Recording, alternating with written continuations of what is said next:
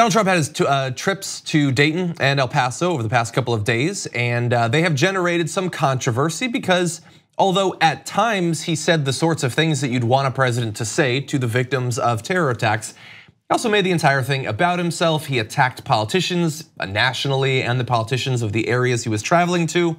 And overall, it turns out this did not go the way his team wanted it to go. A source inside said that White House aides privately admit that yesterday was something of a debacle. That's the trip to El Paso and Dayton. That these were not the headlines they wanted to see. And in particular, aides wanted him to go in and behave differently. The goal was for him to go in and get out with making as little news as possible. They envisioned a visit like the kind he made to Pittsburgh last year after 11 people were killed in a mass shooting at the Tree of Life synagogue.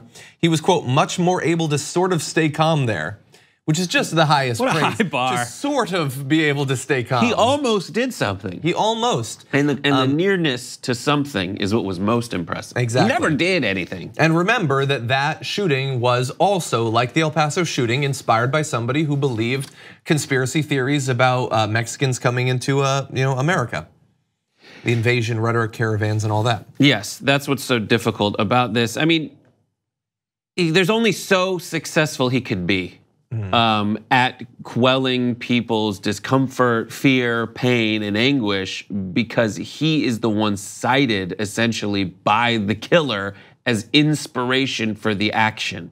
So it's one of those things where, like, if you're at the funeral and like someone who inspired the murderer of the person whose funeral it is, you're gonna be a little on edge. You're not gonna wanna see that person. Yeah. Even though that person really, they really wanna make you feel better, but it doesn't seem like they want you to be happy. They just want you to like them.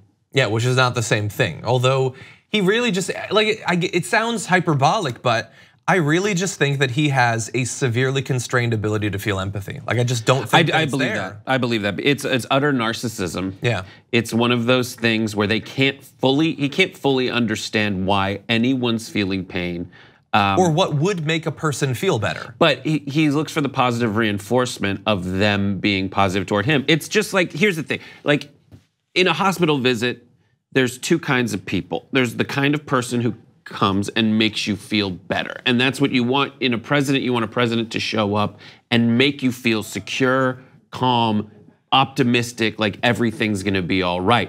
Trump is more like the clown that goes around bed to bed trying to cheer people up. Yeah, which he doesn't for some people. And he's trying to make it be a distraction. And so when you saw that behind the scenes video of him and a hospital worker who's a Trump fan, that's where Trump felt at home. Being like, hey, we're just gonna talk about stuff, my little shtick, my little entertainment shtick that we both kind of like. But when he has to go in front of people who are actually in pain and need some kind of inspiration, he just can't do it. And he defaults back to his shtick. His like, here's Beto's little thing, and here's my big Hey kid, thing. you want a crowd-sized comment? Yeah, exactly. And that's what he does. And it's very frustrating to watch. And I'm glad that there were people that called him out for it. Well, I've got some more frustrating for you. Understand as we go through these, and you've seen on Twitter he's been lashing out at people. I mean, even in the midst of the trip, and aides are saying that the reason is that he went to do this trip, he felt like he was being criticized, and so he did what he did, which is what he always does, which is just attack everybody. He could have just like hunkered down, like seemed to elevate himself above the fray, but he can't do that. He has no interest in it, even when it's in his direct political interest to do so. But in any event, I want to show you two things, and we did a version of this on the main show yesterday where it was, I absolutely despise him. I never try to hide that or anything, so I don't always trust my evaluation of the things he does. So I want to know what you think about this. So he posed at one of the hospitals with some of the people. They'd brought back an infant who was now orphaned because the infant's parents were killed. So it was brought back to the hospital to pose at the president, and here's the picture. And so Melania is holding the infant, just lost its parents, and he's taking a picture, and he's smiling and he's doing a thumbs up. Grandma's not. Or no, whoever that lady is knows exactly. That's my face. It's utterly ridiculous and inappropriate.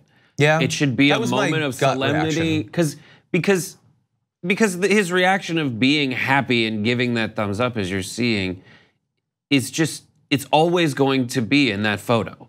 Yeah. And that photo is taken in a moment after that child lost their parents. Yeah, and look, we have no idea what's gonna end up happening to that child, but the idea that like, at some point the child will learn the context of what was going on when their parents were killed. And will at least hear, they won't know anything of this time because it's gonna be decades from now. By then, Don Jr. will be president or something. But there will be at least some talk about the fact that he had seemed to be contributing to this rhetoric. And then to always have that photo of him with the grin and the thumbs up. He's agreeing that he did have something to do with that rhetoric. In any event, let's see. Yes, Should we John. show the video? Yeah, okay, so here's a video of Donald Trump. He was asked about, you've probably seen the videos of the kids who are very worried now that they could potentially be shot. So he's asked about what message he would send to the youth of America who are scared.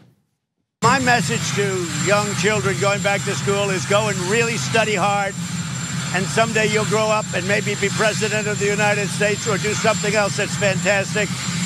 They have nothing to fear, they have nothing to worry about. In addition, we're in constant contact with state governments, and they are really doing a great job. We have this so much better than it was 2.5 years ago. 2.5 years ago when I came in, it was really not a good situation. I think we have a very, very good system right now. And that doesn't mean that there's not gonna be some crazy person, but that's what we wanna do. We wanna take the guns out of the hands of crazy, demented, sick people. I just love when he's talking about demented, sick people and he points to his own brain. Yeah, that was horrible because he was asked what message you send to kids, and he turned it into an attack against the presidency of Barack Obama.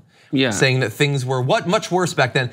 It's completely factually untrue. The only changes we've made to gun regulations that he has had any impact on were in eliminating them. He very quickly came in and he made it easier for people with documented mental health issues to get guns. The exact opposite of what he was implying there. 400,000 people to 800,000 people who would have been, the authorities would have been notified about. He just got rid of the mechanism by which he would disclose that those folks are exactly. And the whole thing was, we deserve more credit because it was bad before. It's much better now. It's factually inaccurate. We have more mass shootings now. We've had some devastating ones. There were mass shootings under Barack Obama as well, but there's been devastating ones now. They've chosen to do nothing. So when we had Mandalay Bay and the Tree of Life Synagogue and all of that, they don't do anything after it. And so can you be shocked that El Paso happens and Dayton happens? No, he does something. He does it every time. He makes a speech on a teleprompter afterwards that gets like 20 people to say, oh, that was really presidential. And then he immediately undercuts it. He definitely says the words, we are gonna do background checks. He did it after Parkland. He did it time and time again, saying we want common sense background checks. Everyone kind of gets optimistic and thinks this is actually gonna happen. And then nothing happens after that. But he does something in the wake of each one of these tragedies. It's just painfully inadequate. Yeah, and entirely unproductive. Here on the Damage Report, we talk a lot about the big banks and their ways of getting rich off the poor. They saturate the market, but there are other options. And I've got info on a socially and environmentally responsible financial institution that has no ATM fees, gives you cash back on every purchase. They even commit 10% of their earnings to charity. It's called Aspiration, and if you go to aspiration.com/TYT to sign up, you'll get these perks, and that's more money to spend or to save or to spend. Just treat yourself.